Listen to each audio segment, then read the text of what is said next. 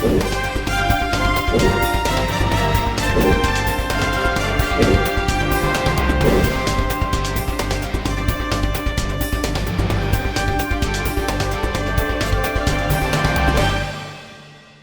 know what, Kev?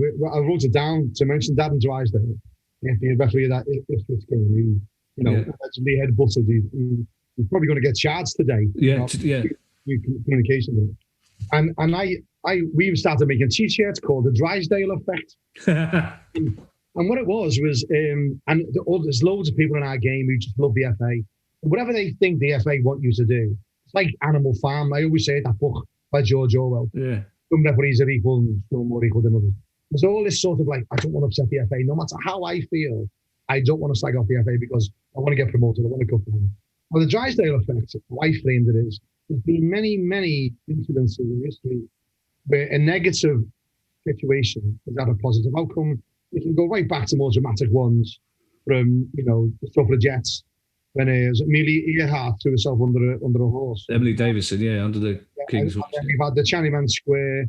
We've had that nun recently in where was it? When he stood up to the police last weekend. Yeah.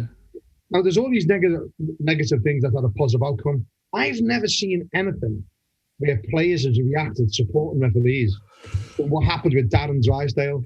How many people were saying, you know what, they don't have to get a lot of shit, fair play. And it was more players and pundits that come out and said, yeah, fair play, Darren Drysdale, than referees. Well, do you know what? That's really interesting because it was fans as well. Yeah. The same fans that will spend hours on social media slagging referees off were going, yeah, good for him. Okay. Most football fans I know went, because I got umpteen WhatsApp messages and texts going, have you seen this? It's like, no, but I think I'm about to. Mm-hmm. And the response from all is like, well done. I mean, first of all, it's brilliant. I mean, it's like one of those things at school where a teacher suddenly turns, like and everyone's, well, you're scared, but you kind of go, this is brilliant. So it was, your first reaction is, this is brilliant. Your second reaction is, yeah, good for him. And I think it was fantastic. The player's response, the player that it happened to, I thought his response was brilliant. He went, yeah, mate, I deserved it. And they shook out. And that, Frank, for me, and I think for most football fans, that should have been the end of it. I genuinely think that should have been the end of it. But like you say, he will be sanctioned. He will probably be banned. And I don't think anybody in the game wants that, because he knows he knew immediately he'd done the wrong thing. He probably knew immediately that he won't have to buy a drink again for years in the referee's pub. if there is a referee's pub somewhere, there used to be a pub in Croydon called the Ref and Whistle. But he shouldn't be. I don't think he should be sanctioned for that. I mean, you shouldn't encourage it. No. I imagine for the 5 minutes after that, I bet he had the easiest 5 minutes refereeing a game he's had in his career. I just think it's interesting because if you look at the way, fans react to decisions and react to incidents in games in such a negative way, and they want to see action taken against referees, and then they back the referee on this particular point, and actually the referee ends up getting disciplined and nothing happens the other way. Yeah. At the end of the day, I don't know where you would stand on this. I think it's the fans' game more than anything. And I think that the fans, not that they should have absolutely every right to dictate every change or anything that happens, but I think that we should listen to the moral feeling amongst fans as a majority and let that guide the way that we act. And I think that because ultimately we're not there to take away the enjoyment of the game. That's absolutely not the point. So we need to look at what they like and what they dislike. And I think that they've read the room incorrectly there, in my opinion. I think that's really interesting, though, because I would actually, as a fan, I would say it was the other way around. I would say that fans probably want to hear more from referees about what they think and feel. And it's of course, I get called romantic and old-fashioned because I say, it's a football club. It's a club. Right? Yeah. I think every stadium should be a listed building, as far as I'm concerned. You shouldn't be able to knock down stadiums. It belongs to us. I'm very passionate about football and its working class background. I love the fact that badges and kits and nicknames represent. I love the fact that when Steve Parish and the others took over Crystal Palace and they wanted a new badge, they were told in no uncertain terms by the fans that you can have whatever shape eagle you want, but it has to stand on a Crystal Palace because we're the Glaziers. That's where we come from. Yeah. I love that. But I'm considered old-fashioned when I say the game should belong to the fans, but of course it does. But the fact is that fans should be listened to by everybody in the game. They very rarely are, but they should be listened to about all sorts of things. I'd love to see a fans representative on every board of directors, for example. We should be listened to about football finance, about kick-off times, all sorts of things that we should be listening to that we're not listened to. But I think if you said to most football fans, do you know what? I didn't know that. I think if Lee Mason was allowed, and I understand why he's not, but if Mike Riley, for example, give it a couple of days, and Mike Riley then came on TV and said to fans, look, this is what happened in the Lee Mason situation. And he doesn't have to criticise him, but he can just unpack it for us, and we'll go, oh, actually, fair enough, we didn't realise that. And if somebody said to us, if a referee, it's like, when I met and got to know Graham, it's like you can't shout at referees with the same vehemence as you do before, because you understand it from their point of view. And I think most fans want to know the laws of the game. Most fans want to know why a decision. I mean, as I've said before, we love the 2 hours of injustice. Of course we do. We love the hard done by feeling. We love that. Clattenburg hates us. Craig Pawson's the new Mark Clattenburg. He's like, we can't win this game, lads. Pawson's refereeing. Like, is it only Northern referees that? No, it's just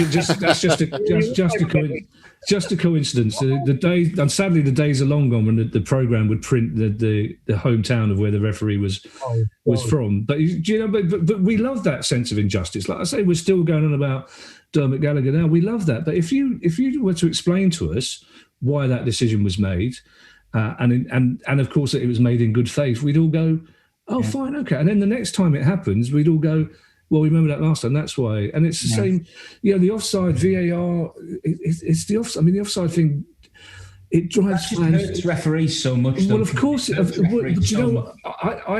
I'm pleased to hear you say that, because what I think football fans need to know, they need to hear Martin Atkinson say that. They need to hear a referee go, because we understand the offside law is.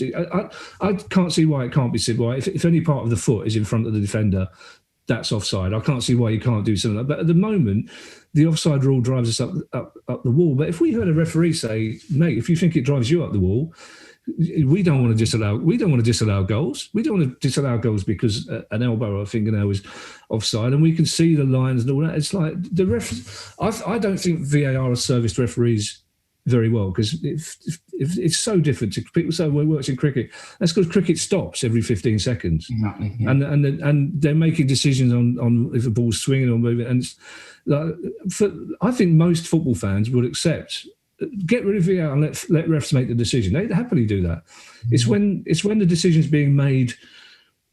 I don't know where it is, but most fans would say, well, can we have a look inside Stockley Park to see what goes on? And then you hear rumours that there's not enough referees, so someone's flying over from Australia just to be the VAR ref, and people go, well, that can't be right. And then the referee has to stand there, and of course it's terrible for the referee. But we need to hear, we need to hear referees tell us that, because otherwise the perception is, that ref can't wait to disallow that goal.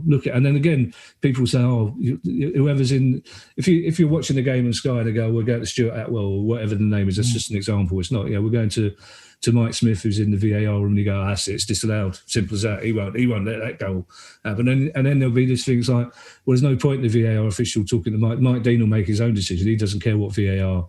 Well, that's it. Without the kind of information on a plate to everyone, being able to hear what's going on and why decisions are made, people are filling in those gaps with their own rumours and politics. Like, these two referees, they hate each other, so he's definitely going to overturn what the fella in the middle saying. That was the first. I mean, football fans will do that all the time. If you're coming up to transfer deadline day and the club hasn't told you anything, somebody will say, I saw that player from Bayern Munich in the boots in Croydon buying shampoo. He must be moving to Paris. It's like, but that was the first conspiracy theory about VAR. It's like, Mike Dean doesn't get on well with Martin Atkinson. So Bayern Munich's a bit lofty, isn't it, Kevin? Well,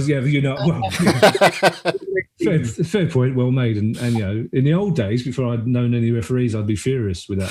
Now. I'd be really slagging you off now. But I would take that on the chin. But again, because that's the way football mind works. But because nobody says to us, look, we mix up the VAR officials, and it doesn't matter that Martin Atkinson once had a fight at the nightclub with Mike Dean. Again, people listening, that's a made-up fact.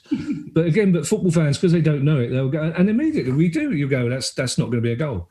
He hates us. He doesn't care whether that's a good goal or not. And then because the problem with watching VAR on telly is that some clever sod in the TV gallery will find another angle where it looks like it is onside. Yeah. And then because all that Ian Wright does or Dion Dublin does is go, I don't know what the T-shirt rule means. And again, fans go, well, if he doesn't know, I don't know. Yeah. And I find it really interesting what you're saying, Kevin, though, there about Roger Milford and Dermot Gallagher and the guys that were on the select list when you were working with Match of the Day, because the one thing that I keep hearing, and I think it's the pinnacle of the hatred for referees in recent weeks, certainly is, the one that I keep hearing is the standard of refereeing in this country is worse than it's ever been. I keep hearing that, and more so now. And I just think it's absolutely bizarre. But I feel like really it's to do with the way the technology works and the way that works in sync or not in sync, maybe with the laws. It's the perception of it, though, isn't it? It's the perception that the referees don't know what they're doing, but actually the data says these referees are getting more things right than they've ever done before. Well, that's one of my arguments against VAR, and I'm against VAR. I'm not a fan of VAR. And again, that's one of the things is because it's like Mike Riley said. He showed me the data. It's like 97.5, I think it was, but in the high 90s of decisions that are reviewed later on are correct decisions. And I don't know how you're meant to judge. How fans and players are meant to say, the standard of refereeing is so much worse. How are they meant to judge that? I was watching the other day off the back of Ian St John, God rest his soul. Somebody sent me the St Egregious thing of a match I was at, the Kelvin Moore, the 5 referees Palace Brighton game, 5 penalties. Oh, Palace, 5 refs, that'd be a good idea. The 5 penalties game where Palace managed to miss 3 of them, but we still won. And you can't see. There's no camera. There's only one camera, so you can't tell whether they're bad decisions or not. But there are Palace fans go, those are the days where you got 5 penalties a game. But how do you judge that refereeing is now worse? And it's the same. Football was shocking. I'm not nostalgic in general, but of course I'm nostalgic. All football fans are nostalgic. It comes with the territory. Yeah. I don't want to go back to football in the 70s. The pitches were shit. The players were brutal. You took your life in your hands half the time going from town to town. The police were terrible. It's like I've got no longing to look back at those times. And when people say, look at the Chelsea Leeds FA Cup final replay, dirtiest game, I don't want to go back to that. But so how do you? And then people go, we'll see. But if I saw a thing, and it's David O. They all say they never know who it is. I saw a thing where a referee would have sent every single player off in that game, and half the crowd. And the ball boys, and so people go, so it's a good job we had a proper referee there who didn't send anyone off. It's like, no, the game was brutal. So I don't see it. This idea that referees are worse, they're not. They're fitter than they ever were for a start off. They're as fit as the players. They've got to be. And it's a very interesting. Well, that's another one as well. That these people are saying that these look at them fat referees can't get around the pitch. Yeah. These guys are tested so regularly. If they weren't at the standard, they'd be out. They wouldn't be on that field. And Kev, they all wear heart rate monitors. That all get They're like RoboCop. Some of the gear they've got on now, referees. Yeah. And VAR. I'm not going to speak for professional referees, but I think Mike Varley, all the stick he gets, I think the team he's created, he's done a cracker job. I think what's happened is VAR is a bit like, as an ex-builder, you've got the clients over your shoulder all the time saying, you're doing that right here. Yeah. I think VAR's like that for referees now, where they think, oh my God, everything's going to go looked at. And that added pressure, and that snapshot of thinking, I'm going to call it. I think that's one of the problems. Well, I think it does, because there's an element of authority. Referees have to have authority. Umpires have to have authority in whatever sport. There's got to be an element of authority. And how you portray that when you've got a lot of people shout, I don't know. And I don't know whether that's part of your training or whether that's something that you have innately. But I just feel so sorry for refs. That walk from the centre circle to the TV screen, it must be awful, because initially the perception was, he's going to have to overturn that. The first 10, 12 weeks of the VAR, if he's been called to the screen, he's going to have to overturn that. But see, again, we don't know how it works. We don't know whether he's called to the screen. And again, I don't think I don't think any pundit knows. I don't think any commentator knows what the process is and what he's being told in his ear. And it's like, well, has there been a clear and obvious error? I don't know if that's a law or something that the broadcasters have made up. You know, what's he being told by the referee? And then Martin Tyler will say, well, the referee's not as senior as him, so he might not overturn this, or the referee's more senior than him. To be clear, Kevin, though, on the gantry, when they're commentating on the game, they can hear the conversation between the referee and... I didn't know that. That's interesting. The VAR. That's interesting. It's very easy to put to the broadcaster, which I think if there's nothing dodgy going on, then just... When you're walking over, like you said, Kev, when they're walking over to that screen, it's a bit like a chef in the kitchen, and the maitre d's coming back with a plate, and you're not going to be that steak's shite. And I think it's that sort of journey I feel for, and then what's going on as they're walking over. And I just can't. All the head comms are all, accessible. To me, the only people that would not benefit from those conversations in open play are the players, because you'll realise how much they talk to players. I've been privy to the conversations with headsets and what players say to referees. Because when's the last time you've seen someone sent off on the video prints, Premier League, foul and abusive language? Yeah. It just doesn't happen. Yeah. And I think because they've got to take a bit of ownership, because it's entertainment at that level, where when they see someone shouting at a referee, giving it loads, they sort of think, well, I'm not going to send Wayne Rooney off in his third game. Yeah. The concept of that, which we got a feel for, rightly or wrongly, that's the position they're in. And I know a lot of them who's come through to that level, good people, really good football people. But the arena they're in now is so artificial to what we see and what we experience as... Of course.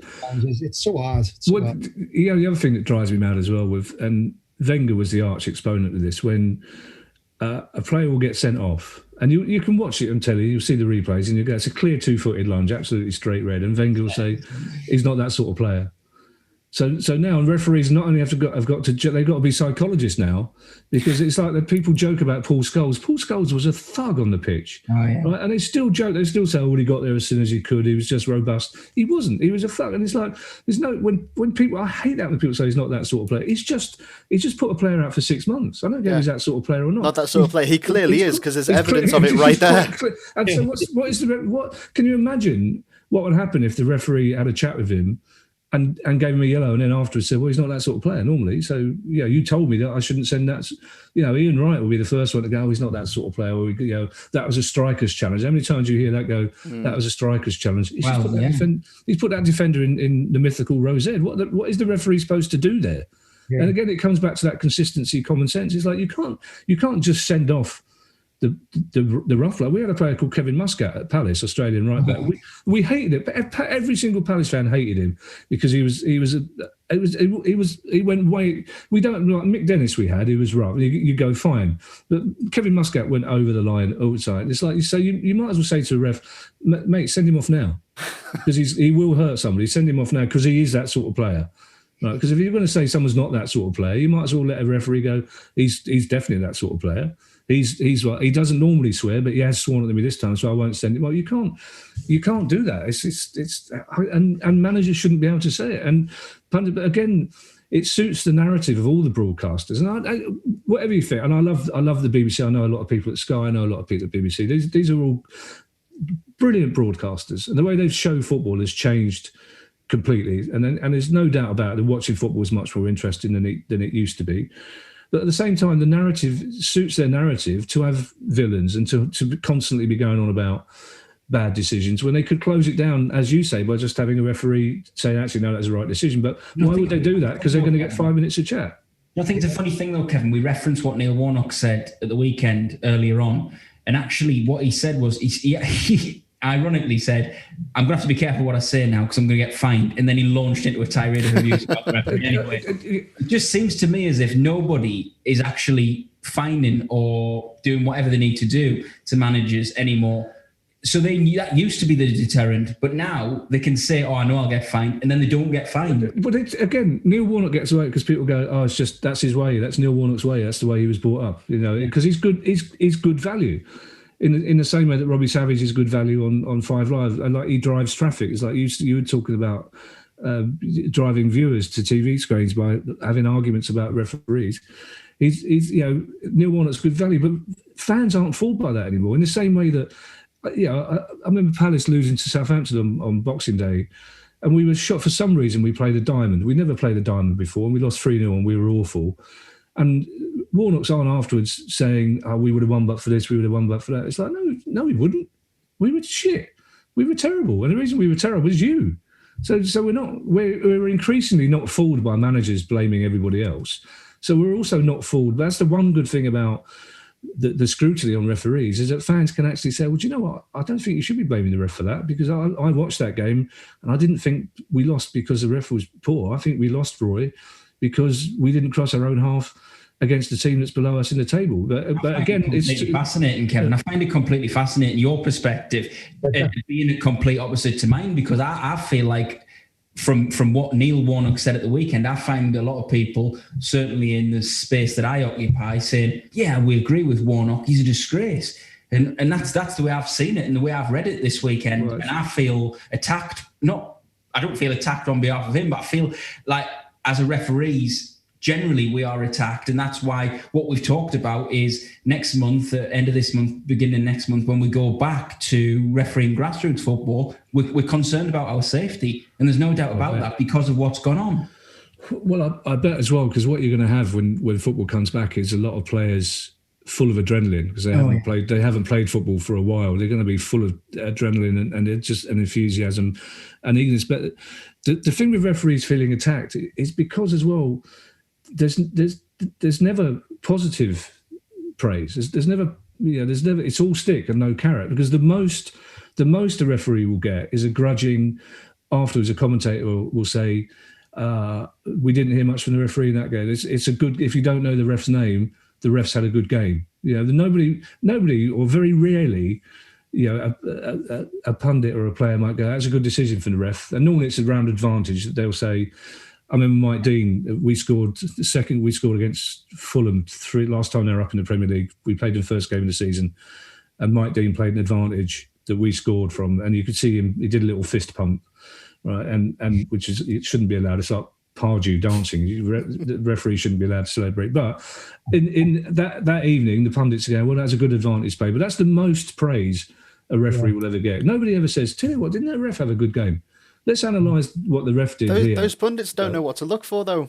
That's the thing. I was watching the Liverpool-Fulham match the other day, and the assistant flagged for offside, and it broke to a Fulham player, and they come away. The referee goes, go on, we'll do an advantage. Fulham got all the way down the other end of the pitch, ended up having a decent shot. But there was no recognition of that, except from probably myself and a handful of other referees going, that was a really good advantage there. Well, again, that's where I do feel... You will cut out all these things. All these times I said I feel sorry for officials.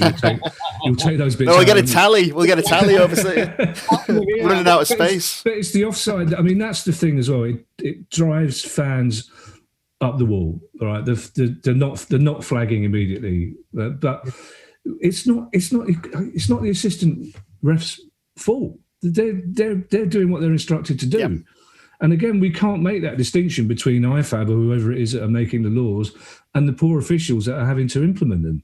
And it's like, yes, it is. It does drive us all up the wall. That we're not sure when the referee or the linesman, the assistant ref is supposed to flag. And yes, it's annoying, but it's not their fault. Stop having a go at them, because it's almost like every game, Alan Smith is taken aback by this new thing that assistant refs are doing. It's like they've been doing it all season, Alan. And he will say, why hasn't he not flagged straight away? It's like, well, why he hasn't. Well, the fans think that the referees actually make the rules. So it's like, we all get together and sit in a dark room and go, do you know what'll be a laugh? Let's fuck about with a handball. Yeah. And the thing is, it's not. It's obviously up in FIFA, in IFAB, and they'll go, okay, so the game thinks that the handball is not right at the moment, so what's your best suggestion for it? And it goes obviously to all the countries. They've got all the delegations made up of ex-players, managers, coaches. There'll be some referees in there, but not many. But then that's the other thing with fans, where you can't win when they. I think it's about 6 games in the start of this season when they changed the handball, because the game. Ward, I remember. So you'll probably feel that one particularly keenly. It was against Everton, wasn't it? Joel Ward. That's exactly the example I was going to give, where it wasn't by any criteria. It wasn't handball. It certainly wasn't deliberate sounds by a side. And then they, like the week after they changed the law, there were two incidents in whoever, I can't remember which game it was, that would have led us to us having penalties 2 weeks before. So after the Joel Ward incident, I'm like, they've got to change the law. This is ridiculous. Then 2 weeks later, when they've changed the law, why did they change the law?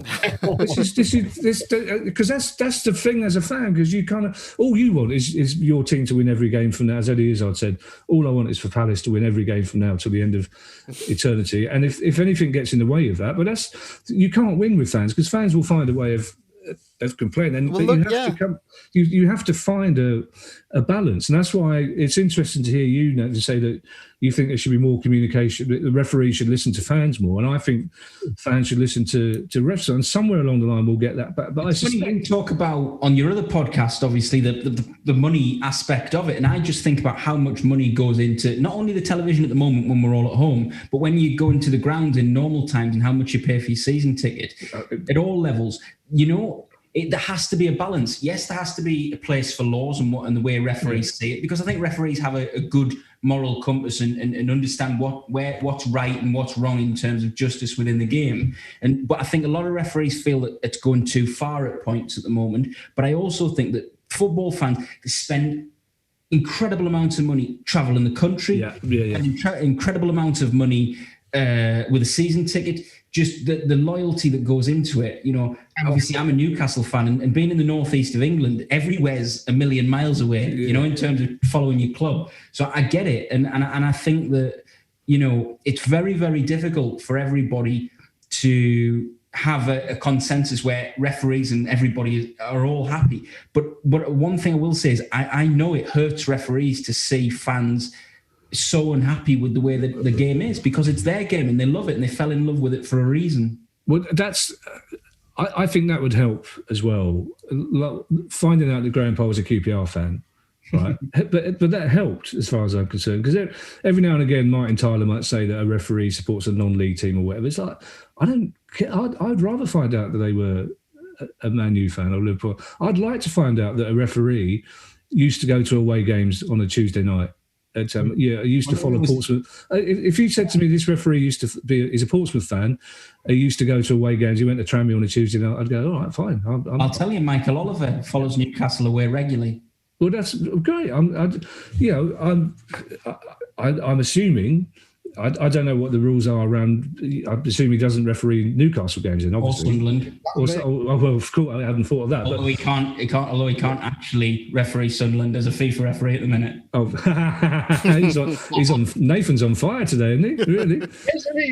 But I can't think of any football fan who'd be bothered by learning that a referee loves football, because we all assume that they've got into refereeing because they weren't good enough to be players, probably. I'm sorry if that's an insult, but no, I think it's majority true. And I think Gary Neville said, what did he say? He said he was a failed winger, a failed centre half, and he became a full back. I think a lot of referees are failed players. Some have done all right; they've been academy players and then just not made that next step. What's your view? And then obviously you get asked this all the time. And interestingly, since referees went professional, this hasn't come up as much. But what's your view then on this idea that ex-players? So I think John Moss played for Southport. It's the closest we got, I think. But so what's your view then? Every now and again, a pundit will come up with, the only way you'll get a decent ref is you have to fast track an ex. Well, no, that's the thing. I've got no problem with them coming in as an ex-player. Sam Allison's the first black referee to be in the EFL since Uriah Rennie, and it's been 12 years. And he's an ex-player who played at like National League level, and he's gone all the way to the bottom and come all the way to the top. And that's the way it should be. There should be no fast tracking. Right. But if they are prepared to go to the bottom and come to the top, then of course welcome them with open arms, the same as everybody else. It's a complete different skill set. Like just because you can nutmeg a right back and you can sprint faster than most people on the pitch, it doesn't mean you can spot a foul from 10 to 15 yards away. And as we've all discussed, players rarely start off on a foundation of knowledge, knowing the laws of the game. So that's something they would play first, get an understanding for the game, and then have to develop this skill set and knowledge that every other referee has done anyway. So it would give a different perspective, probably on the field of play as they progress through the levels. But ultimately, would it make them a better referee? I don't think so. Well, also, I'm guessing that if a player retires now at the age of 35, and it takes, how long would it take for him to become? Around 15 years. So by the time he gets to referee in the Premier League, the game is 15 years quicker. Yep. For a start off, because that's he's 15 years older, and he's 50, because that's the big difference as well. When players now and pundits talk about refereeing in the 70s and 80s, the speed of the game now is astonishing. That's why people say, and I always shut down arguments when people say the 1966 England team, best team we've ever had.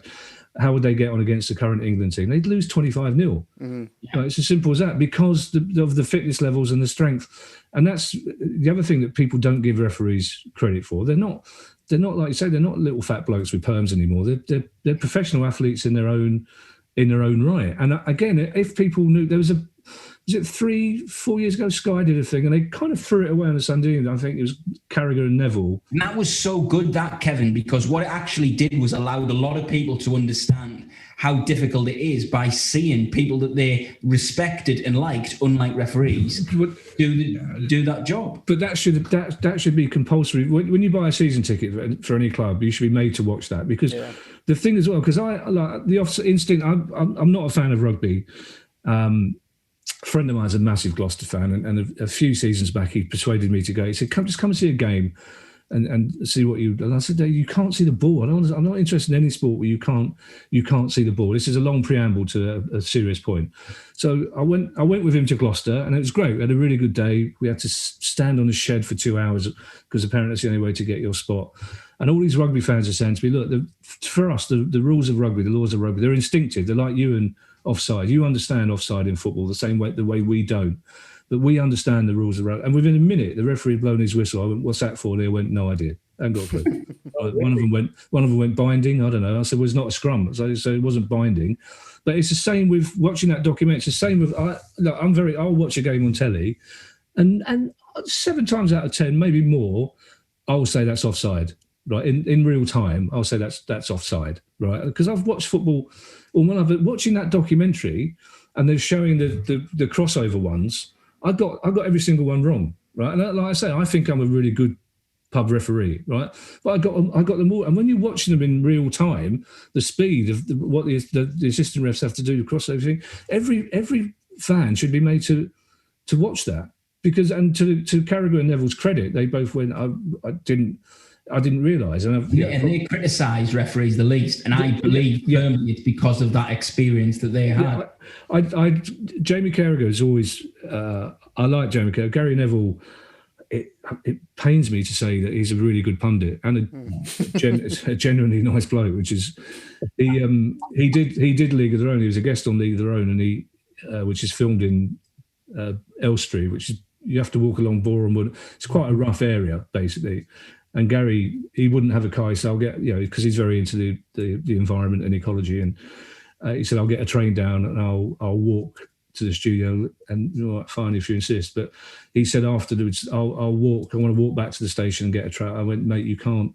Please, for the love of God, you can't walk down Boreham Wood High Street this time of night." He went, "Well," I said, "You're Gary Neville." He went, "It'll be fine." And he set 5 minutes. He set off forward. 5 minutes later, he came back. Said, "Can I get a cab?" just in 200 yards. But he's a really. I think he's the best.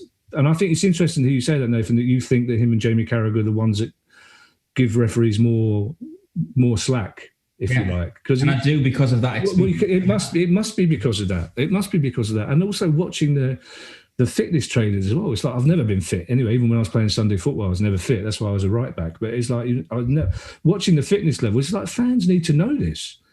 Fans need to know that. This is why I say this level of communication needs to go to. But I worry, because I suspect that in 20 years' time, when you're still doing this pod, or people like you are doing this pod, you'll still be having the same conversations. There'll still be the same conversations about lack of communication, lack of respect, lack of authority. Because I can't really see any way around it, really, other than sort of making sure that referees are protected and looked after when they are. I reckon, well, maybe in 20 years' time, we won't even have officials, because the way that technology is moving, there's automated offside decisions. Don't say that even in jest, because that's my big fear about VAR. My big fear about VAR is essentially, because the game at the moment is all about making sure the top six stay the top six, as far as I'm concerned, and it's always about decisions. We spend more time, the Lee Mason thing notwithstanding, a decision that goes against Man United will get more airtime than the decision that goes against Palace or Newcastle. Right, it's the nature of the beast. And essentially, there will come a decision like a goal will be scored from a corner that clearly wasn't a corner, or it'll be scored from a throw-in that definitely wasn't a throw-in. And somebody will say, well, look, this makes no sense. So we're doing VAR for offsides, and why aren't we doing it for corners and throw-ins? And somebody say, all right, then we'll do it for corners, but no more. And my fear is that in 10 years' time, it will be NFL, it'll be American football. Yeah. And that every decision is subject to VAR. And then that's makes my dad's favourite quote, the game's gone. It's like my dad's been saying that since Peter Bonetti wore gloves. Football's never been the same as for my dad since Peter Bonetti started wearing gloves. And that's my fear, that every decision will be referred to an automated thing. That the technology will be so good that it can tell you an offside, a foul, and then somebody will develop technology that can tell whether there was contact or not, and then there's some kind of AI thing that tells you whether it's deliberate contact. That's again, and then because that's another thing that fans don't understand. This idea of does contact have to be deliberate? Where does the ball have to be? When somebody, that's another thing. It's like Chris Kamara always go, well, there probably is a penalty, probably is a foul in the box, but the ball's 5 yards away, so it's not a penalty. And you kind of go, it must be. But because Chris Kamara says it with such certainty, you think, well, maybe he's right. Maybe the ball does have to be within a yard of the player's foot before it's a penalty. Or maybe you can punch somebody if the ball's out of play and it's not a red card, because then we don't know. But if it's all totally automated, because the fact is as well, to come right back to the start, referees being human is part of the fun. It genuinely is part of the fun, and you don't want it to be part of the entertainment, but it is part of the entertainment. But as long as it's like when they fall over, how are you going to laugh at a machine falling over? How even there is nothing funnier to any football fan than a male footballer getting the ball in the nuts. Is just the funniest thing, right? They're doubled up with that, and then a pundit will say, well, in my day they just used to say count them and whatever it is. But a referee falling over, oh my word, there's nothing funnier for anybody in football than a referee falling out. He could be lying on his back with his leg bent at a 45-degree angle. The whole everyone's going, way. It unites the whole crowd. But it's like, it's nice when a referee acknowledges that and gives a little bow and gives, it's fun because referees are part of the, like it or not, and of course it's frustrating. Referees are part of the entertainment. They are, and like I say, as long as most football fans retain the knowledge that they're pantomime villains only, then I think we're kind of all right within a sort of parameter of 10% either way. It's when it goes that other way, and again, social media doesn't help. And of course, it must be so frustrating for any ref at any level not to be able to get on Twitter and just call somebody a twat and say, "You mate, you don't understand the laws of the game," but you can't. So I'm increasingly wondering why you decided to be referees in the first place. What were you thinking? You were just for attention seeking. Really? The stand-up comedian accusing people of attention seeking. It's terrible, isn't it? One of the things, there's a couple of touchdowns I've been writing down just for your info. On the Borough with Warnock, the last time he had to go, remember he had to go with that lad, kicked him in the head. Remember was that Blackburn player? Yeah. The high kick, yeah. So he was giving him loads. He was just 18, that player. Really? So a couple of weeks earlier, it could have been a child safeguarding issue. He's pleased. So I give him loads on Twitter, on the Twitter account. And they wrote to me, Middlesbrough Football Club wrote to me and said, this is the first time I'm broadcasting this. The boys know what went on. Complaining about me saying, what did I mean by saying their manager wants to be the centre of attention? I couldn't believe it. Honestly, I wrote back, and I basically just said, look, if you want to employ one of the biggest abuser of referees on TV, then that's your choice. But I need to tell you that he starts off subjects where ends up being death threats to referees. Ends up being a 14-year-old girl who goes out, gets called all the names under the sun because they've seen your star manager starting it off. So that was the fear. I thought it was so funny that they complained about me saying, the sense of attention, but he can say what he wants. Yeah. You know what I mean? With all the mental health issues. So it really pissed me off.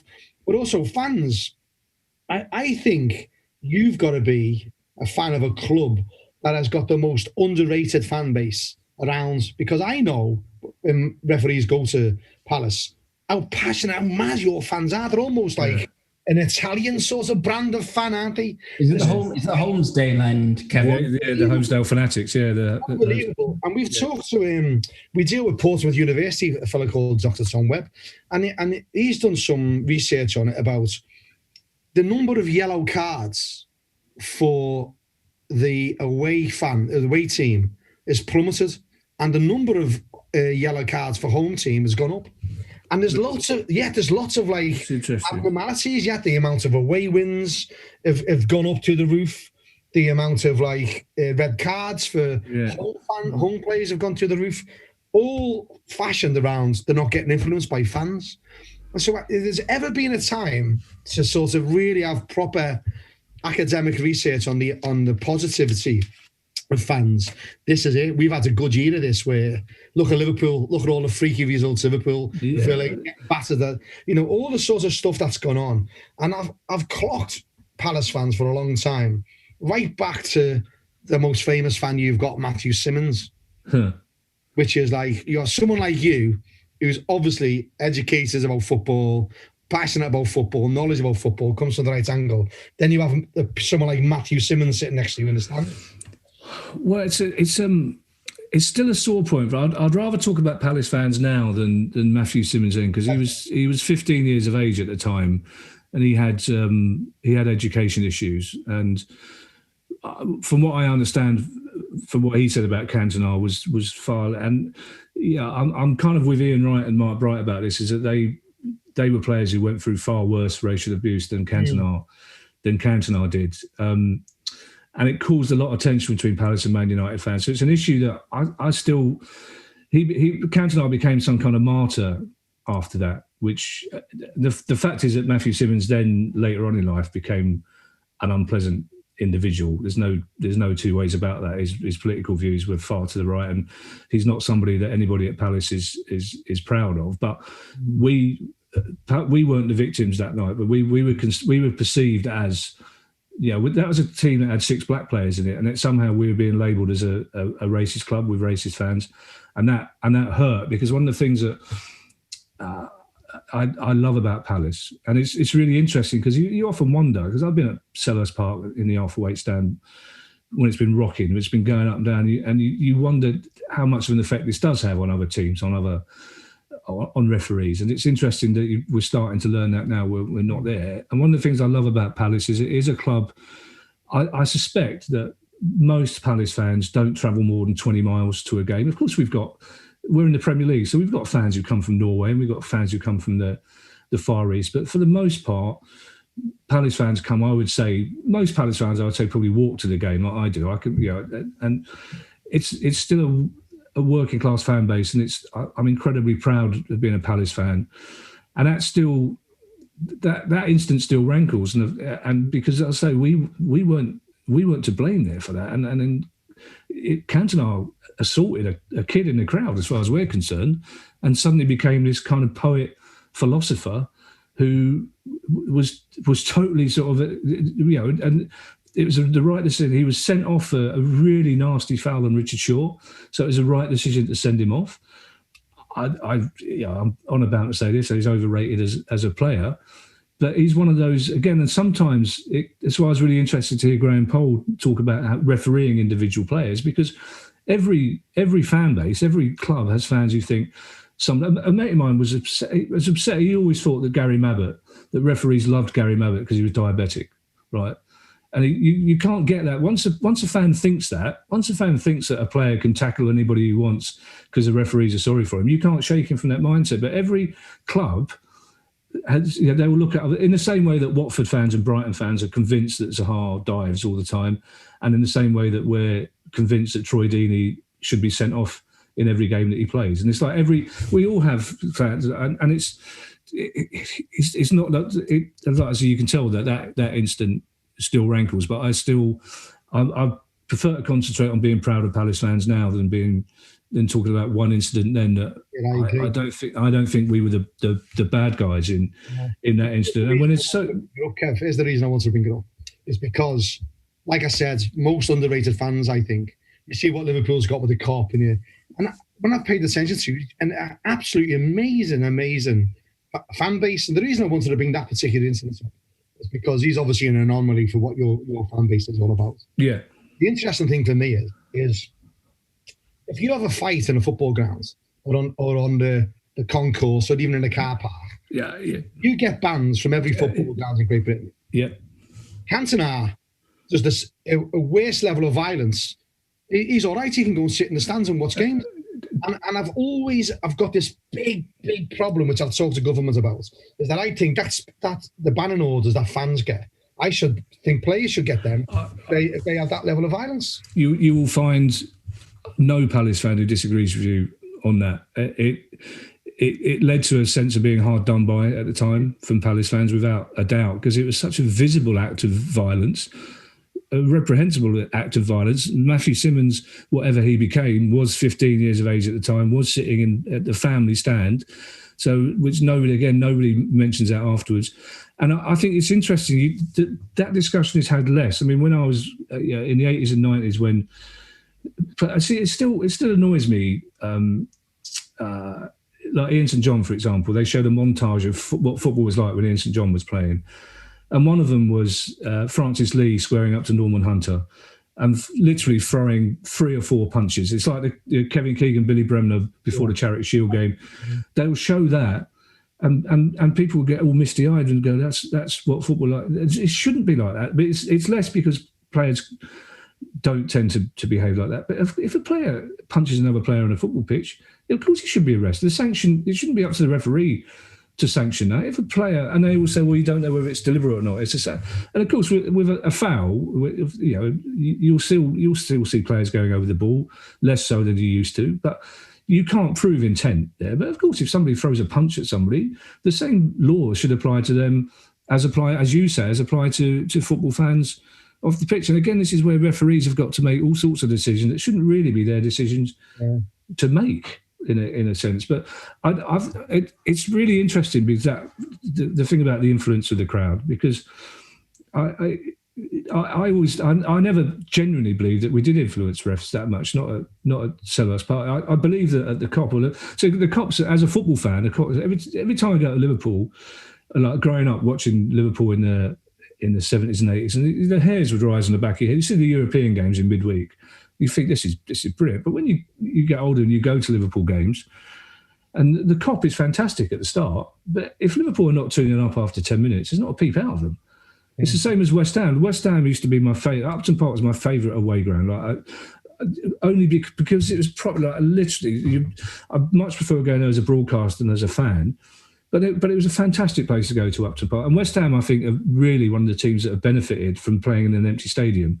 So if you go and see West Ham at the new stadium, again, after 10 minutes, they really get on their backs. And I think they're really enjoying playing with no fans there. But it was the same at Upton Park. You had this seething mass of East End hatred who, after 10 minutes, would turn on their that's why I always found it odd, that myth, the thing about the Kop. And again...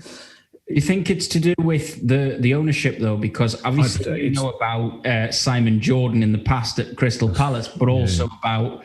the fact that there's a lot of unhappiness with West Ham United's owners, Cassidy United, there's a lot of problems with the owners, and that has led to, because Gary Neville keeps talking about it all the time. He keeps saying, well, when I was playing, I used to hate coming to St James's Park place, and now the owners killed it. And it seems to be the same with, they stormed the pitch at West Ham in the new stadium, didn't they? Yeah, I think it's to do with club owners. It's to do more, I think, with and this is off topic, it's not about referees. It's to do more with the Premier League, and it's to do more with the broadcasters, because we're constantly being told by broadcasters that the reason the Premier League is a global brand is because of the atmosphere in the grounds. You know, that people abroad love watching Premier League games, but increasingly the people of Liverpool or South London or East London or Newcastle can't afford to go to the grounds anymore. Because you can't. Newcastle is a working class town. My part of London, you can't point to my part of London on a map, which is why I love Palace so much, because it gives me identity. I'm a very proud Londoner, but I'm a very proud Palace fan. When people say to me, "Oh, you're the Palace fan," I'm really, my heart beats with pride because people know I'm a Palace fan. It gives me a lot of identity. But this is not an area. This is not an economically rich area. No. Yeah. And if you've got a couple of kids, who can afford £1,800 for three season tickets? So increasingly, what happens is at Liverpool increased the capacity. And that's to get more corporate people in. It's to get more people in who are travelling from abroad, from Scandinavia, from the Far East. And they're not the people that are creating the famous atmosphere are increasingly being priced out of the game. So the atmosphere becomes less and less. And then Sky complain about, Sky are the people that make Newcastle travel to Brighton at 5:30. Well, exactly. That's what I was just about to say. Newcastle have played on Monday. When crowds are allowed, Newcastle have played on Monday Night Football away from home, at least 200 miles away for the last 19 games in a row. That's shameful. There was a I can't remember, it must have been a couple of seasons back now, but there was a 5:30 kickoff. They played Brighton, 5:30 kickoff on a Saturday. So how the fuck are they supposed to get back to Newcastle? And the fact is that, there might be 100 of those Newcastle fans live in London. The vast majority of them travel from Newcastle back, and they've got to do that. And somebody say, well, they'll be staying in a hotel. I remember one of the pundits go, well, they'll be staying in a hotel. So no, they won't. They'll be driving up in a... Oh, no, they leave at 4 o'clock in the morning, 3 o'clock in the morning. They get back about the same time. It's a 24-hour thing for them. So increasingly, we're being priced out of it. But in a way, that might be to referees' advantage, because if in 20 years' time the only people who can afford football are people who are not that passionate about it, or are not that volatile about it, it might be that referees get far less stick and abuse than they do from crowds now. At Old Trafford, they called it the prawn sandwich brigade, didn't they? They did. Where it came, and the funny thing though, because what I hear a lot from referees at the minute who are at Premier League and Championship level in particular, are that it's harder for them to concentrate without the crowd on their back. The crowd actually keeps them alive because it keeps their focus, and they're not saying they react to the crowd, but when a roar goes up from the crowd, that keeps them switched on and goes, right, I need to stay switched on. So I think mellow crowds, even with crowds where it's more like cricket and it's more like chattering rather than, roars and things like that, I think would cause more problems for referees as well in terms of concentration. See, I find that really interesting, because to me that would be sort of counterintuitive, because I would have, well, until now, would imagine that a referee would enjoy the peace and quiet, would be able to focus on the game. The Championship referee said to me at the end of last season, he said, Nathan, the only benefit for me to refereeing in front of no crowds is that I get home half an hour earlier. Wow, really? Yeah. And also, Kev, when I used to do the line at that level, and you get there three hours before Premier League, it's 4 hours, you go to a hotel and they get shipped in. Yeah. And just like you touched on, match day as a fan from me, born and bred in Anfield, under the lights, well, they're the referee starting the game. That's how close I live to Liverpool's grounds.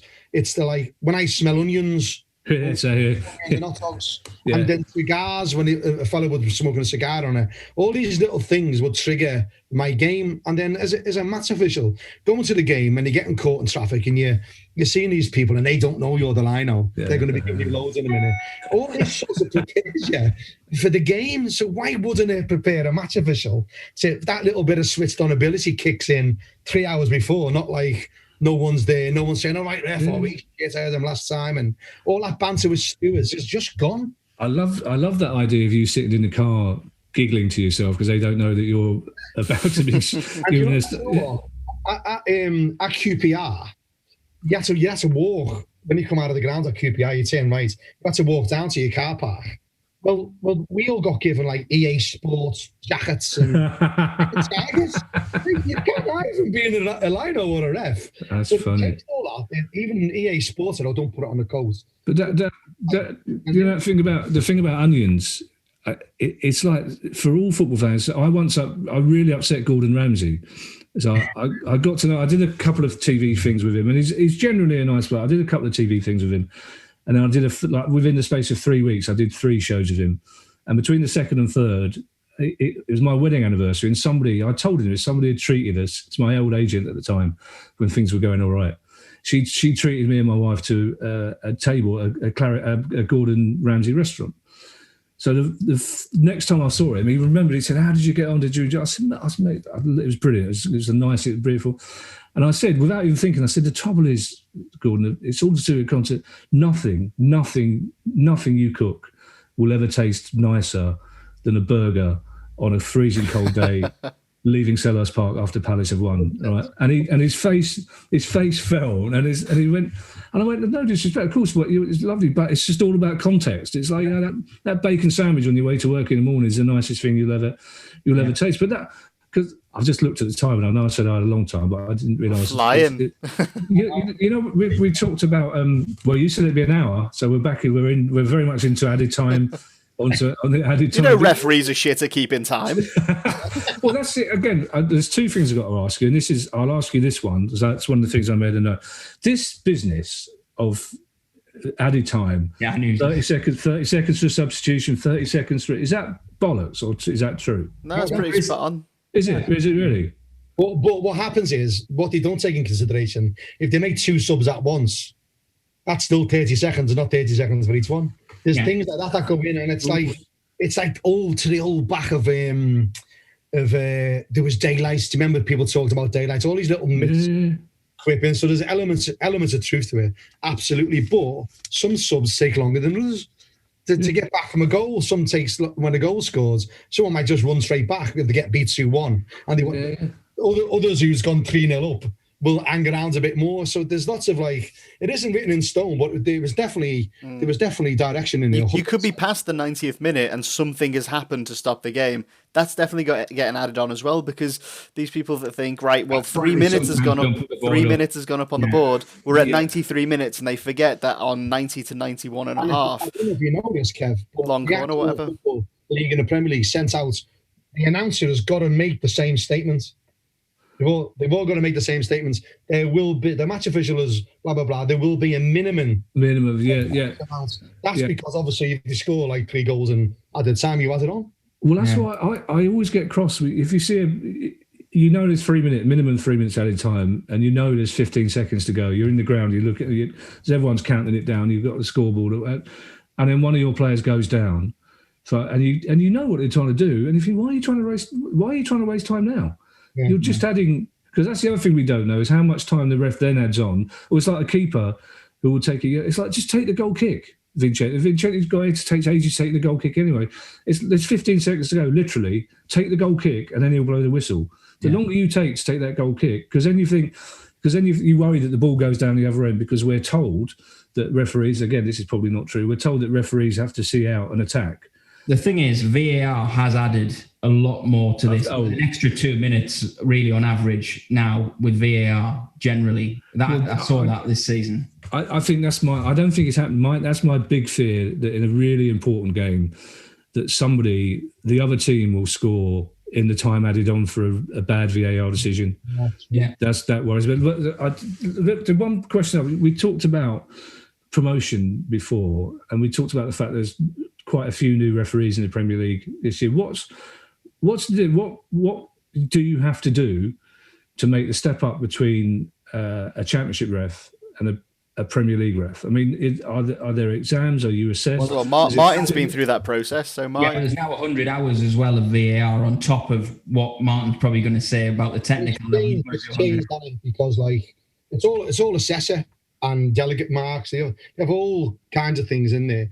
Believe it or not, there used to be a different system for Championship than there was for the Premier League, believe it or not. So the last couple of years, they're under the same scheme to get assessed, which was a big move, which was sort of done quietly. Because there's now not assessors at those games. They don't go. Everything's done on video. So whereas the bloke hiding behind a tree with a cap on assessing the glass, they just go there. They have match delegates, which is normally an ex-player or a manager that has input on it.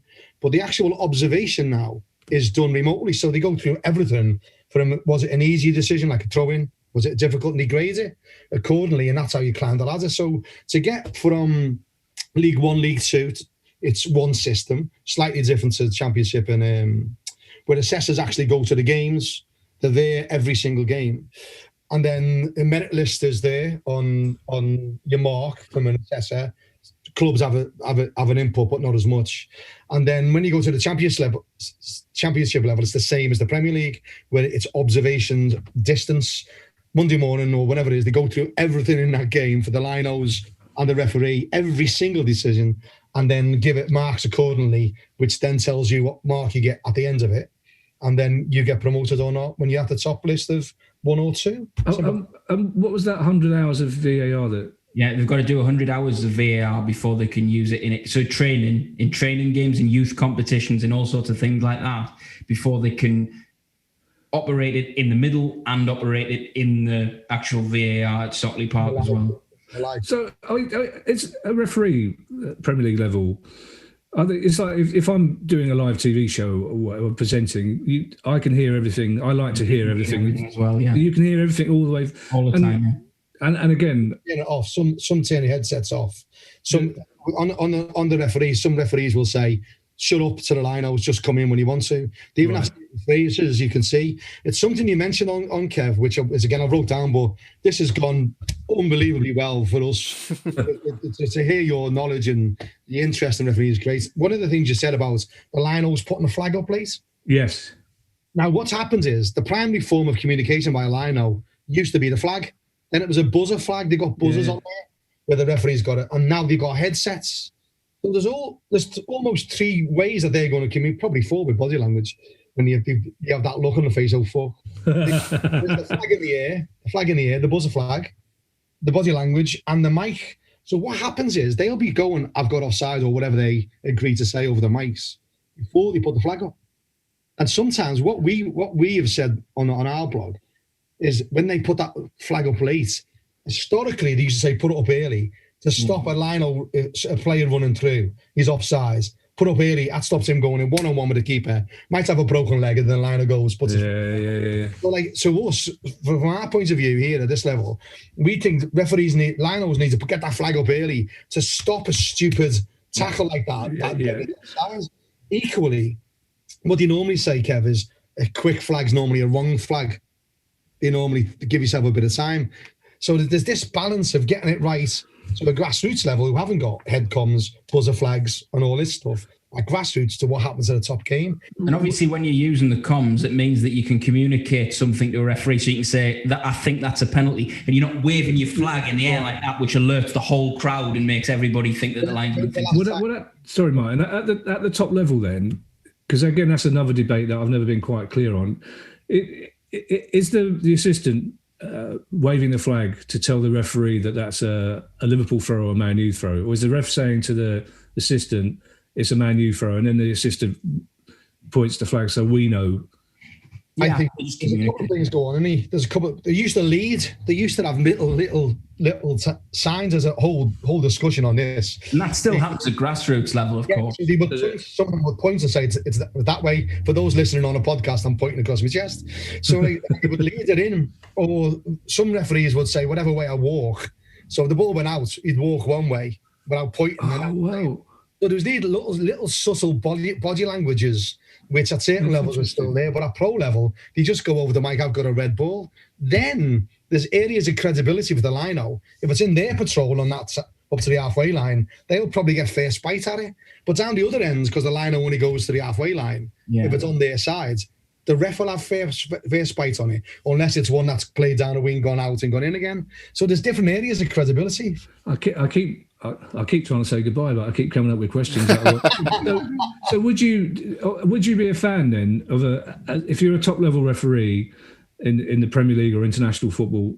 Would a referee prefer to have the same team of assistants all the time? Yes, and they often do. They're right. Yeah. You'll find that they are put together with the referee and the same 2 assistants, and that will be your team for the entire season, barring injuries or. The FIFA refs, because again, Kev, there's different levels of referee within the Premier League. There's referees who want to be FIFA referees who climb the ladder, like the Craig Pawson's just got on, and then you've got Bobby Mayley's brother Andy Mayley who's just got on. They're starting off on the FIFA run. Then you've got elite ones, the Martin Atkinsons, the Clattenburgs, who are already there at the top. So you've actually got a pecking order, which changes how they referee, because people want them to referee different. The Mike Dean was not the Mike Dean when he was on FIFA. He hasn't just always been around, has he? He's changed because he's gone, I'm on FIFA anymore. I can put my personality on it. So you've got those politics of like what referees want and where their career is, which affects how they perform. Right. Well, I'm going because we're 2 hours in now, I'm going to ask the question, and I apologise to every referee listening to this because I know your eyebrows will go up in the air. But this is the one question that everybody said to me when I said to my mates, I'm doing a refs pod, and they all said, right, ask this question. Is it so in these days of referees being mic'd up all the time? Are you told if you make a decision, right? Is somebody saying to you, you fucked that up? If somebody's saying to you, I've just seen the TV screen, you got that wrong, it was handball. So are they aware? So are they aware during the game that they may have made a high-profile mistake? Yes, they are, because there was an incident where John Moss, where he went to his assistant and everybody heard him say, is there anything from TV? And this was before VAR. Really? Before VAR. And it wasn't really to do with, have you seen it back on the telly and know what's happened? It's, have the TV cameras reacted to it? Because if the TV cameras have reacted to a situation, then it usually meant previously that there was a problem. And that's why they know where the cameras... It's like when they're coming off at the end of the game. If the camera's pointed squarely at the referee, he knows he's dropped a bollock before he comes into the dressing room. Interesting. But the other side of that is, you touched on something there, Nate, which is shenanigans, really. The referee doesn't need to go over and talk to his line-out because they've all got frigging headsets on. Yeah. What that does, this is for another level of communication. He's probably gone over there because the crowd's going, you need to have where's your line-out? Yeah, So they haven't clicked on that, they're all mic'd up. So there's elements of like, if that goes on. But some referees will say, there's another, Graham Poll, for instance, I'd love, if you can get him to come on here, put us in touch with him, I'd love to have him on. I will do, yeah, of course. If you could, that'd be great. Now, Graham Poll, I think they were they headsetted up when he did that Croatia 3 yellow cards? I'm not sure. I don't think they were. My only memory of that is that when Graham, to his credit, talked very openly about how he knew he didn't sleep for 3 or 4 nights. But to his credit, because people would still come up to him in the pub and say, you're the one who showed 3 yellow cards. And he'd say, no, I didn't. I showed 1 yellow card 3 times. Which is fair enough. But again, brings it right back to where we started, is that he like I said, he was mortified. He still was mortified by that mistake, God love him. So you were saying, sorry, I interrupted you there. I've been sent out, when we're on, we send each other messages what to talk and how to come in.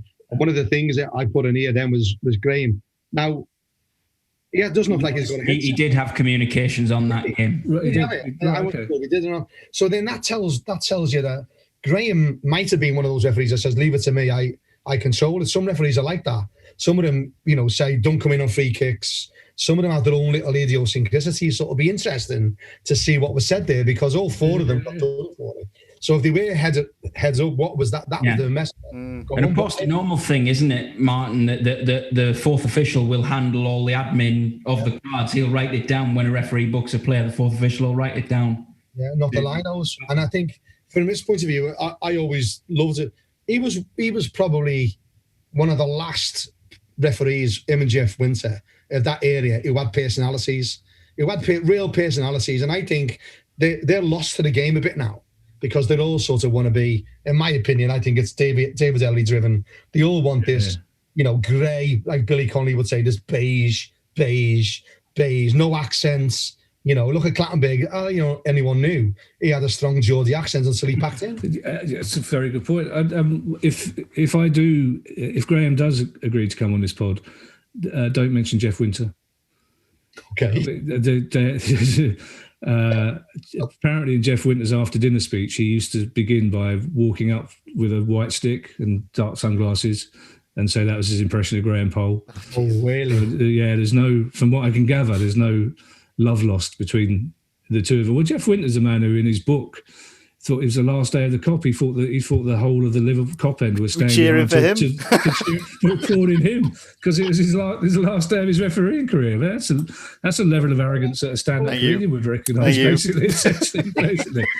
I apologise. I do have to go. I'm very sorry about this. No, this has been brilliant. Yeah, no, we'll wrap it up there. Thanks very much, Kev. This has obviously gone on a lot longer than any of us have anticipated. It doesn't feel like it's been this long, which is always a sign of it's gone really well. So thanks for coming on to the podcast. Thank you everyone as well for watching and listening, and we'll see you on the next episode.